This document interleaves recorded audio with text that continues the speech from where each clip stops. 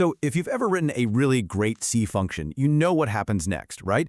You find yourself copying and pasting it across like 5 different projects, and you just know there's a better way. Well, today we're going to fix that for good. We are diving deep into C static libraries, an absolutely fundamental tool for organizing, reusing, and just plain professionalizing your code. All right, let's get into it. You know, every single developer hits this wall. You write these awesome, reusable pieces of code, but before you know it, managing them across different projects becomes a total mess. That's the core problem we're going to put a stop to today. Does this feel a little too familiar? Yeah, I thought so. Look, this isn't just inefficient, it's a maintenance nightmare. I mean, think about it. If you find a bug in one place, you have to track down and fix it in every single project where you pasted that code. No way. There has to be a better way. And of course there is. It's called a library. In the world of C, a library is really just a collection of pre-written, pre-compiled code that's all bundled up and ready for you to use. It is the ultimate solution to that copy-paste headache. Now, to really get a feel for how these libraries work, let's just forget about code for a minute. Let's think about something way simpler, like a recipe book. Okay, so imagine a static library is your own personal recipe notebook. When you find a recipe you love in some big cookbook, what do? You copy it word for word into your own book. Sure, your notebook gets a little bigger, a little heavier, but you've got everything you need all in one place. A dynamic library? Well, that's more like just borrowing the big cookbook from the public library. You just reference it whenever you need it. And what's so cool is how that little analogy perfectly explains the real-world trade-offs. Because a static library copies everything over, your final program, your executable, is bigger. But it's also wicked fast at runtime because all the code is already baked right in. The catch? If you update the library with a bug fix, you have to completely recompile your program to get those changes. So, where does all this copying actually happen? Well, it all goes down during the final, magical stage of compiling your program. You see, when you compile C code, it's not a single step. It's a 4-stage process: pre-processing, compiling down to assembly language, assembling that into machine code, and then finally, linking. And it's that last stage, the linking stage, that's the star of our show today. That's where the compiler grabs the code from your static library. Let's zoom in a bit here. So you write your main program, right? And when you compile it, the linker basically acts like a robotic arm.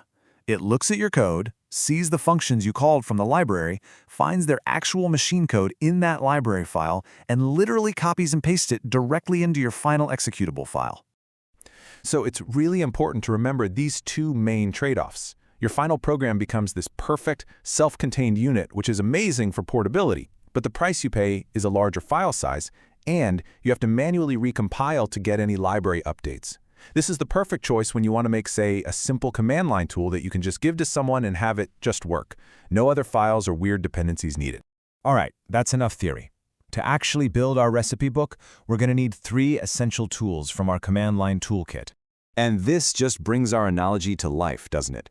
R is the archiver, that's our bookbinder. It staples all our loose recipe pages, our object files, together.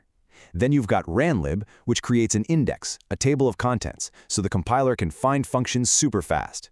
And nm, that's our inspector. It lets us peek inside the finished library to see exactly what functions are in there. And now for the main event. We are going to walk through, step by step, exactly how you build your very own static library. Let's get our hands dirty. First things first, we get organized. Like any good project, it starts with a clean setup. Let's get all of our C source files, the ones with those awesome functions we want to reuse, and put them all into a single, dedicated directory. Step 2 is to compile. We're going to run gcc on every single .c file, but here is the most important part. We use the -c flag. This tells the compiler, hey, stop right before you do that final linking stage. What you get are these things called object files. These are the individual compiled recipe pages for our book. Now it's time to bring in our bookbinding tools. We use the R command to bundle up all those .o object files into a single archive. By convention, we name these files starting with lib, so we'll call ours libschool.a. Right after that, we run ranlib on that new file to create the index, making it instantly searchable for the linker. Okay, our library is built and ready to go. So, we write a simple main.c program that calls one of the functions from our brand new library. And then comes the magic command. We tell GCC to compile our main program and, at the same time, link it with our library, just by specifying its location and name.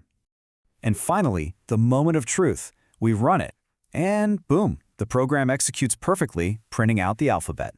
This is proof that it successfully called the function that was copied from our static library right into our final executable. That is a great feeling. Success! So we went through all those steps, but what was the point? Why does this all matter so much? Let's talk about the real payoff here. So let's wrap this all up. The real payoff is that you get a single, self-contained executable. It has zero external dependencies, which makes it incredibly portable and so easy to share. Think about software for an embedded system, or a little command line tool you want to send to a friend. A single, dependency-free file is pure gold. And maybe most importantly, your code is now beautifully organized. You've built one library that you can now reuse forever.